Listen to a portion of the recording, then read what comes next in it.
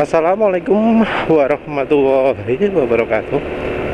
Kali ini penulis mau bahas soal apa yang harus kita kenal dari pelumas ya. Ini penulis mau bahas soal yang basic-basic, yang paling dasar, yang banyak orang itu salah ya.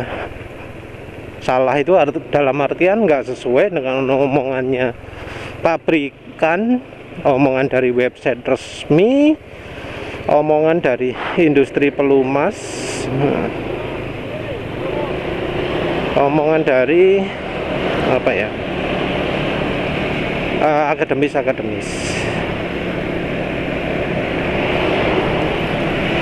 Jadi oli kalau untuk pertama kali lihat itu diklasifikasikan menjadi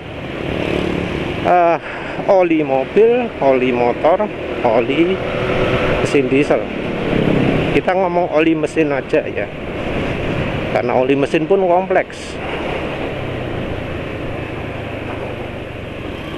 Jadi apa sih bedanya oli mobil, oli motor, oli diesel gitu ya?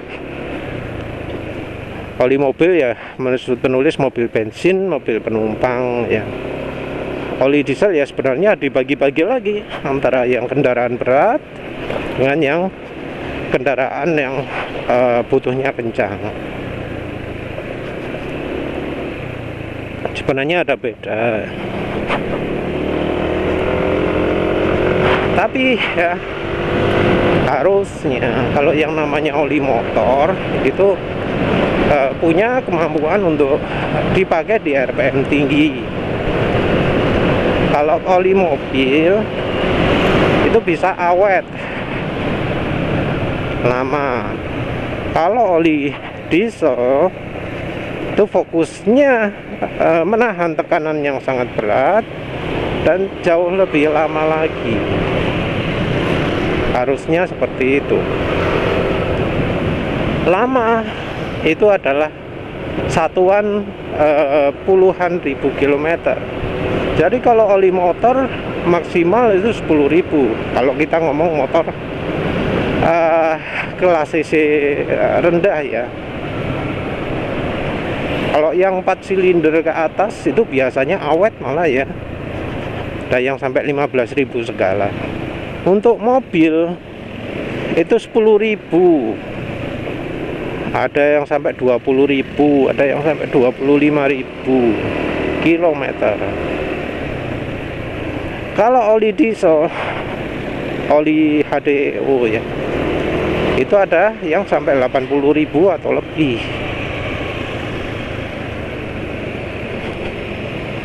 Tapi ya sekarang trennya beda, trennya ribuan kilometer. Tapi intinya oli itu, oli mobil, oli motor, oli HDO itu adalah oli yang dispesialisasikan. Dan bukan berarti pakai oli yang tidak sesuai peruntukannya itu nggak cocok. Apalagi bila pemakaiannya tidak lama, apalagi kalau pemakaiannya maksimum 5.000 km. Apalagi kalau pemakaiannya cuma 1.000 km. Nah itu makin tidak relevan lagi faktor-faktor lain dari oli. Terutama yang paling bermasalah itu adalah kalau pakai oli selain oli khusus jas UMA ke motor lagi, ke motor sport. Kenapa? Hubungannya dengan slip coupling. Nggak berarti pakai oli mobil, pakai HDO terus langsung slip coupling, enggak. Tapi jas UMA itu memberikan jaminan nggak mudah slip coupling. Ya tentu dengan satuan tertentu.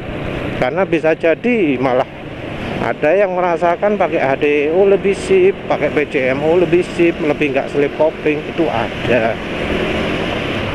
Jadi standar itu jangan dianggap sesuatu yang mutlak gitu ya. standar itu ada toleransinya. Yang di standar belum tentu yang terbaik. Begitu juga kalau oli mobil bensin pakai olinya diesel. Yang rugi itu adalah karena ada keunggulan di oli diesel yang tidak bisa dirasakan di mobil bensin. Seperti itu, kebanyakan seperti itu. Yang lebih penting dari klasifikasi itu adalah soal kekentalan. Kekentalan itu angkanya ada 2 biasanya. Jadi ada oli single grade yang angka SAE nya cuma 1.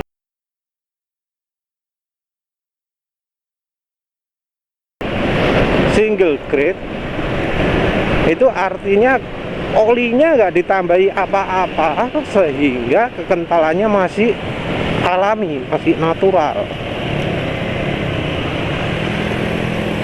Angka kekentalan ini berhubungan dengan panas dan dingin. Oli secara alami itu makin panas akan makin encer. Nah, terus ada kebutuhan di mana kalau bisa saat dingin nggak terlalu kental. Oli itu saat dingin nggak terlalu kental, terus saat panas tidak terlalu encer. Jadi ada kebutuhan seperti itu. Nah, terciptalah oli multigrade. Oli multigrade mulai muncul ketika ditemukan tambahan aditif, tambahan ke oli, bahan untuk dicampurkan ke oli yang bisa membuat viscosity index oli meningkat. Namanya viscosity index improver aditifnya. Nah, aditif ini membuat oli jadi punya sifat kalau panas tidak terlalu encer, dingin tidak terlalu kental.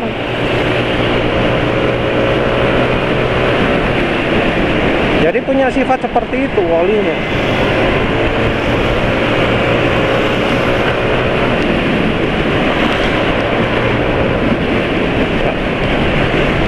Jadi kemudian muncul macam-macam. Oli 15W40, oli 10W40, oli 5W40. Klasifikasi oli ini menggunakan cara pengukuran tertentu dibandingkan dengan oli referensinya. Jadi oli referensi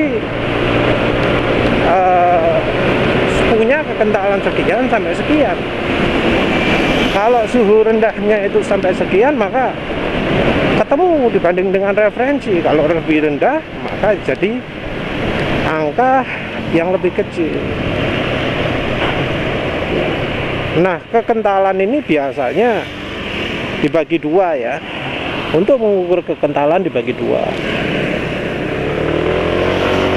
Yang satu adalah kinematic viscosity, kekentalan kinematik di suhu 40 derajat. Terus kemudian kekentalan kinematik di suhu 100 derajat.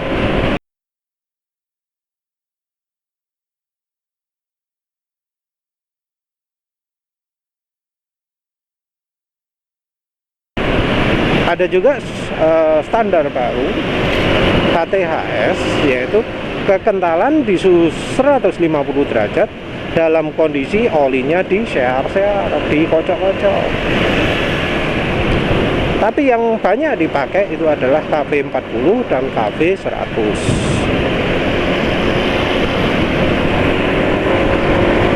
Kekentalan untuk pemakaian kita, ya yang lebih relevan yang lebih dekat 100 derajat. Oleh karena itu, angka yang relevan untuk pemakaian di Indonesia bukan angka depannya, tapi angka belakangnya. Angka depannya itu adalah angka yang relevan kalau di musim dingin. Makanya angka W itu disebut winter grade. Grade oli atau klasifikasi oli atau penggolongan oli di suhu beku di musim salju. Jadi kalau membedakan oli, kita jangan lihat angka depannya, tapi angka belakangnya. Oleh karena itu penulis kalau ngomong kekentalan itu biasanya adalah XXW berapa gitu, XXW 40, XXW 50. Karena penulis sendiri nggak terlalu memperhatikan angka depan. Penulis lebih memperhatikan yang angka belakang.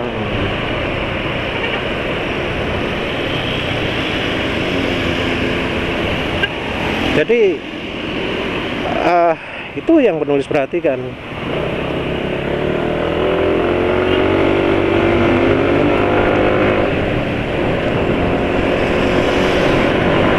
Jadi perhatikan yang angka belakang. Jangan sampai dianggap 5W40 itu lebih encer daripada 10W30. Enggak.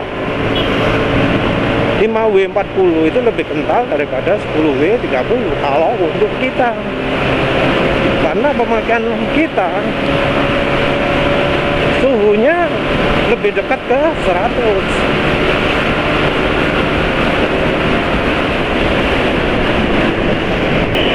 Jadi kalau untuk keperluan kita suhu 100 derajat itu suhu kekentalan oli yang 100 derajat lebih relevan. Contoh lah motor penulis pernah ukur 84 derajat itu kan lebih dekat ke 100. Baru kalau kita ngomong soal oli transmisi, mungkin transmisi kita suhunya 40 derajat.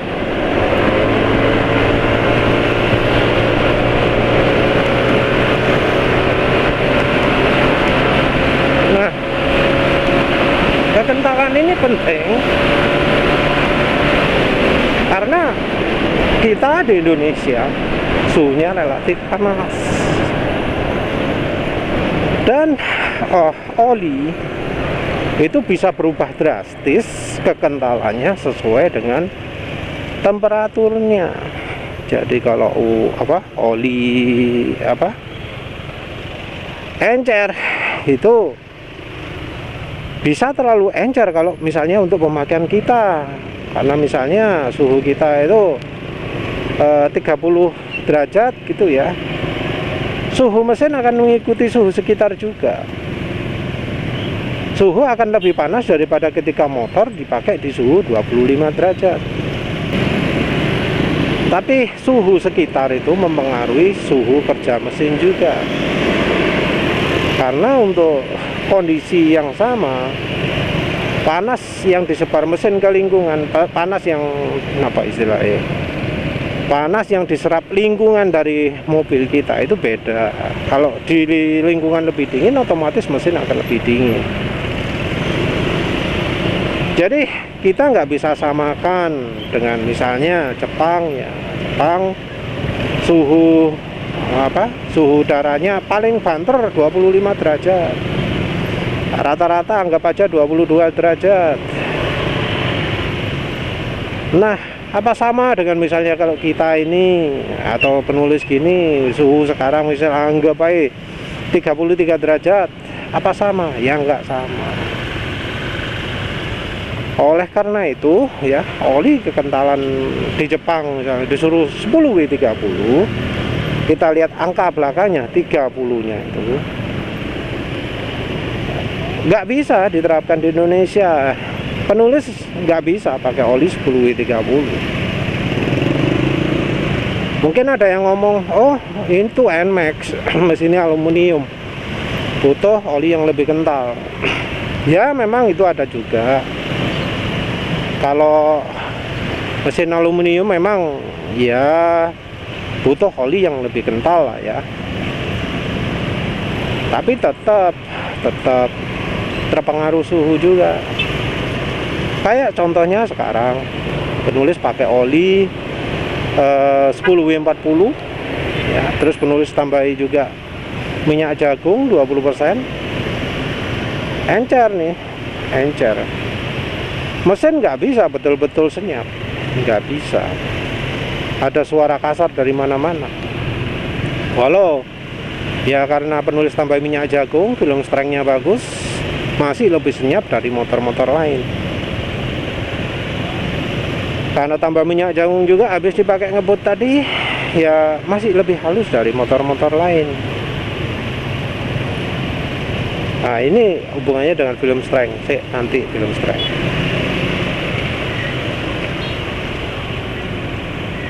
Dari kekentalan dulu lah, kekentalan dulu.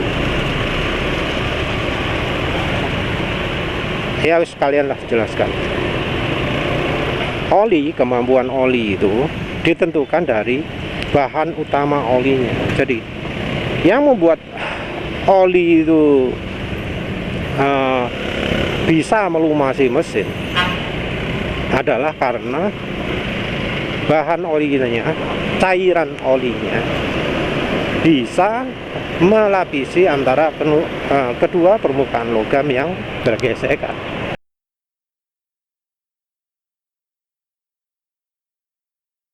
Nah, antara kedua logam yang saling bergesekan ini, oli jadi bantalan yang mencegah terjadinya gesekan, mencegah ya. Jadi cairan dari oli itu akan berada di antara kedua permukaan logam yang saling bergesekan untuk mencegah terjadinya gesekan. Kemampuan oli untuk mencegah ini, yang pertama tergantung pada kekentalan, dan yang kedua tergantung pada film strength. Nah, kekentalan itu jelas, makin kental makin kuat kemampuan oli mencegah terjadinya gesekan.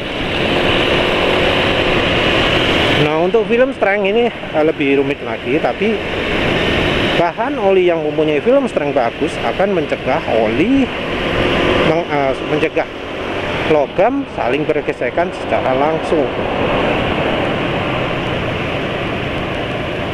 Bicara soal licin, kedua logam yang saling bergesekan itu akan paling licin kalau tidak terjadi sentuhan. Nah, kalau sudah terjadi sentuhan, maka akan terjadi friksi. Ketika film strength oli kurang, kekentalan oli berkurang, butuh yang namanya aditif anti-aus atau aditif extreme pressure untuk mengurangi terjadinya aus pada logam yang bergesekan.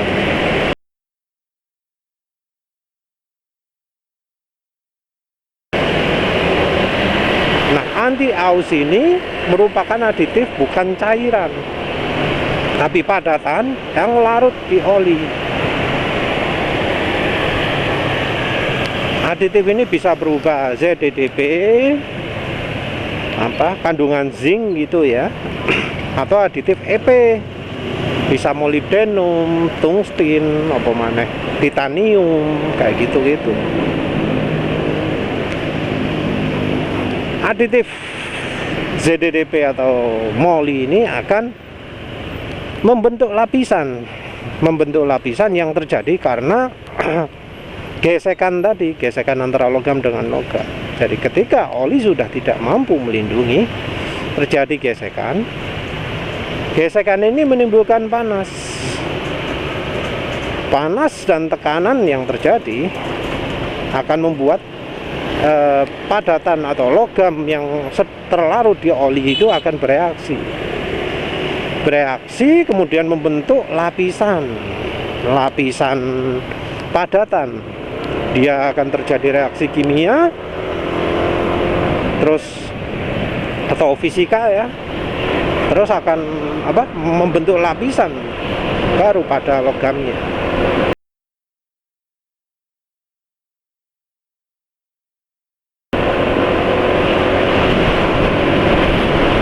Jadi yang ZDDP itu bekerja pada tekanan atau suhu yang menengah, 400 derajat sekitar segitu. Terus kalau sudah gesekannya terjadi sangat keras ya, sampai 700 derajat, molinya yang mulai bekerja.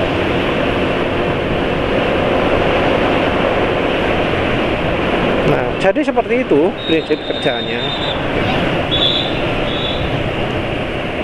Nah, untuk meningkatkan kemampuan oli mencegah terjadinya gesekan, itu biasanya ditambahkan pada oli bahan-bahan yang mempunyai film strength yang kuat. Kalau bahan yang mempunyai film strength yang kuat, contohnya adalah oli grup 1, oli ester, dan minyak nabati.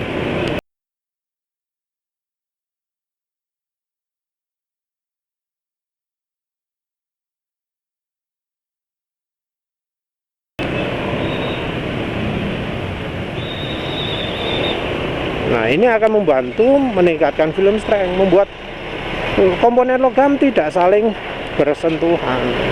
Jadinya suara mesin juga lebih adem. Nah, ketika olinya sudah tidak mampu lagi menghabisi, butuh aditif. Makanya oli itu ada aditif ZDDP, ada aditif moli. Dan tentu ya, yang namanya kandungan bahan ada kelemahannya juga. Karena ada kelemahan, jumlahnya dibatasi. Seperti ester, itu ada kelemahan, konflik dengan aditifnya, dengan aditif EP-nya, bisa menyebabkan sifat higroskopis atau apa gitu yang membuatnya mudah menyerap air. Oleh karena itu jumlahnya dibatasi. Oli grup 1 juga punya kelemahan. Kelemahannya adalah mudah teroksidasi. Jadi oleh karena itu jumlahnya juga dibatasi. Itu kita cuma lihat dari sisi melicinkannya saja. Cuma dari sisi melicinkan saja. Belum dari sisi membersihkan keraknya. Nah, kalau membersihkan kerak, cairan dari olinya juga berpengaruh. Pengaruhnya pada sifat pelarutan. Kalau istilahnya adalah solvensi. Solvensi dari bahan oli juga beda-beda. Tapi kebetulan sifat pelarutan ini berbanding lurus dengan sifat melicinkannya, dengan film strength, dengan lubricity-nya. Jadi ya seperti penulis posting di bagian komunitas beberapa hari yang lalu.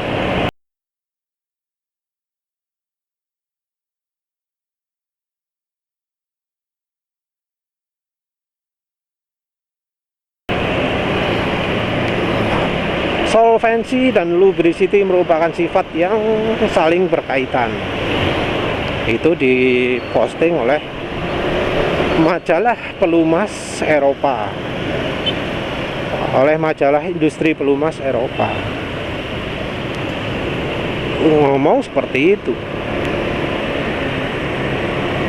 Nah, jadi untuk bisa mendapatkan lubricity yang bagus, butuh cairan yang mempunyai film strength juga.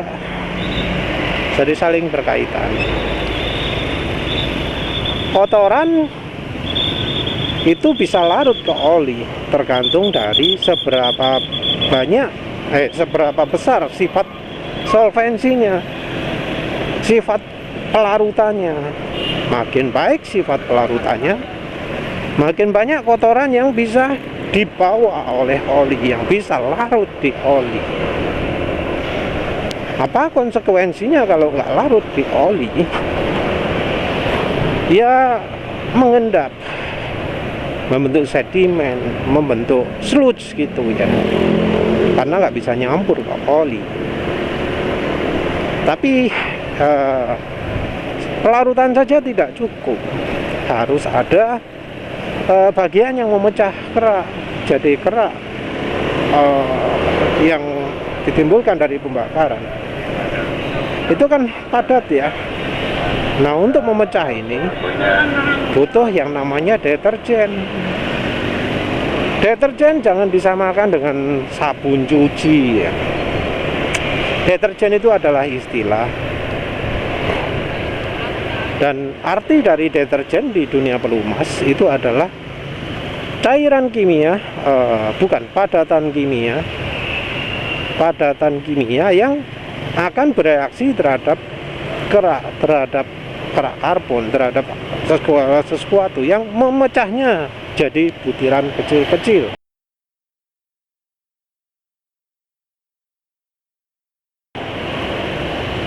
Jadi fungsi deterjen seperti itu, bukan seperti sabun membilas gitu, enggak, tapi bereaksi seperti itu, bereaksi terhadap kerak dan membuatnya bisa pecah jadi kecil-kecil. Nah, setelah pecah jadi kecil-kecil, ada lagi fungsi, yaitu dispersan. Dispersan ini membuat membuat kerak yang pecah kecil-kecil ini akan dikelilingi oleh dispersan.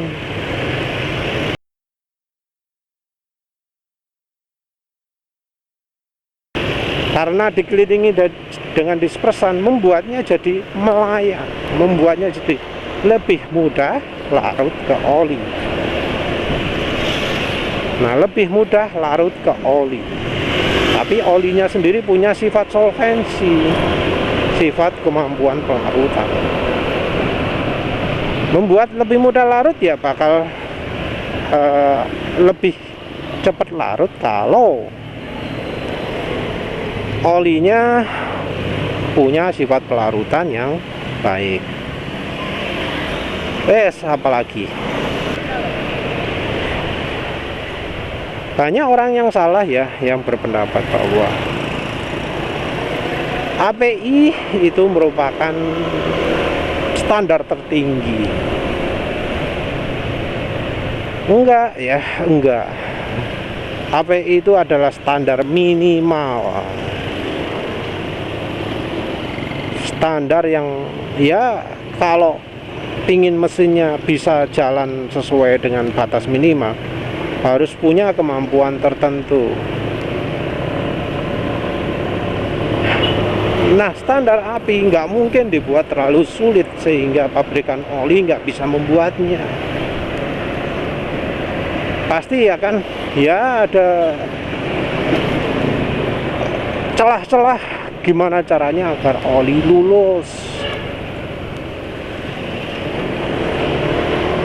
Jadi standar API itu pasti bisa meluluskan banyak oli lah.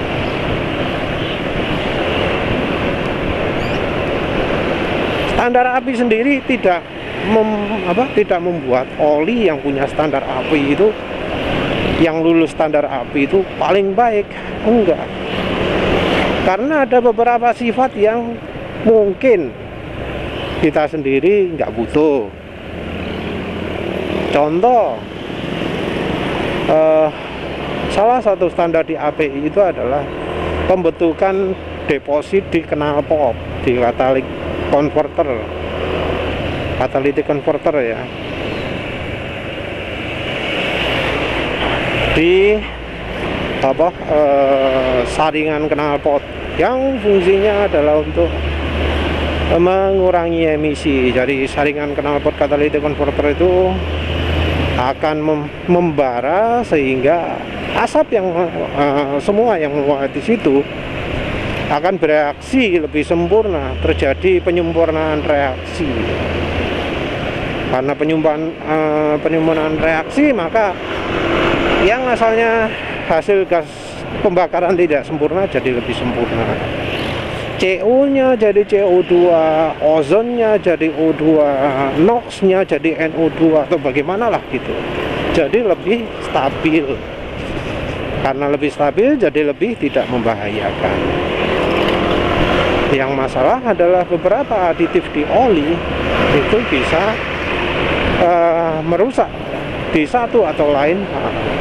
Ada yang membuntu, ada yang membuat metalnya itu jadi tidak membara lagi, seperti sulfur itu ya, itu jadi bikin nggak membara. Terus ada zinc yang membuatnya jadi buntu. Nah, nggak semua orang butuh dikurangi aditifnya demi untuk biar knalpotnya aman. Ada yang wes diganti, di bypass lah catalytic converter, cek tenaga nih munggah misalnya kan. Nah, seperti itu oli API terakhir itu. Oli-oli sekarang ya kebanyakan API SF, SG gitu yang lama-lama, walau ada yang SE juga. Banyak orang yang khawatir, aman nggak pakai oli itu? Nah, kalau kita ngomong tanpa melibatkan knalpot, ya sebenarnya oli-oli lama yang sudah teruji itu ya termasuk cukup aman lah ya. Karena apa sih yang diujikan di API itu? Yang diujikan di API itu adalah anti gesek, anti aus, macam-macam kan. Tapi bukan itu aja, ada juga kompatibilitas terhadap seal, ada apa jenenge, daya tahan, ada anti karatnya. Nah, oli-oli yang sudah lama itu teruji itu, mungkin ada yang apa, misalnya kurang aditif ini. Tapi kalau yang selama ini nggak bermasalah, artinya ya oli itu ya sebenarnya sudah layak. Walau nggak disertifikasi API sekalipun, kalau disertifikasikan bisa aja lulus. Nggak lulusnya mungkin cuma gara-gara oh ini menyebabkan catalytic converternya buntu kayak gitu ya.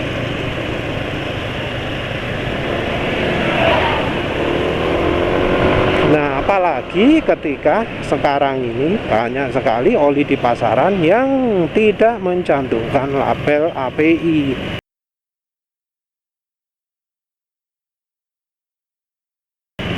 Artinya oli tersebut tidak pernah diujikan di API, atau walau pernah diujikan nggak lulus. Jadi oli yang lulus API itu ada logonya, logo API. Percuma merekomendasikan oh harus API SN, oh harus API SP, mobil modern harus minim API SN gitu ya. Padahal ya sebenarnya merek yang direkomendasikan cuma tulisan itu, nggak ada logo API-nya. Sama juga bohong itu, bilang harus API SN padahal olinya ya nggak ada labelnya. Lalapo terus cuma bujuk-bujuk antok lah. Jadi kalau pilih oli ya, yang pertama kekentalan itu harus pas. Yang kedua adalah memastikan apakah oli itu sesuai dengan klaimnya. Memang susah sih untuk mengecek yang terakhir ini, ngecek apakah oli sesuai klaim, karena ya untuk menguji itu mahal sekali.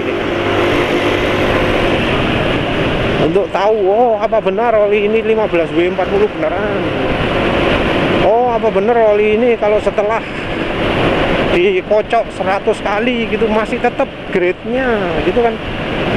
Itu kan susah ya, jadinya kita cuma bisa coba ini oli kekentalannya tetap atau enggak selama dipakai. Dicoba apa bener suara mesinnya halus. Ya wes lah gitu aja. Terima kasih udah menonton. Assalamualaikum warahmatullahi wabarakatuh.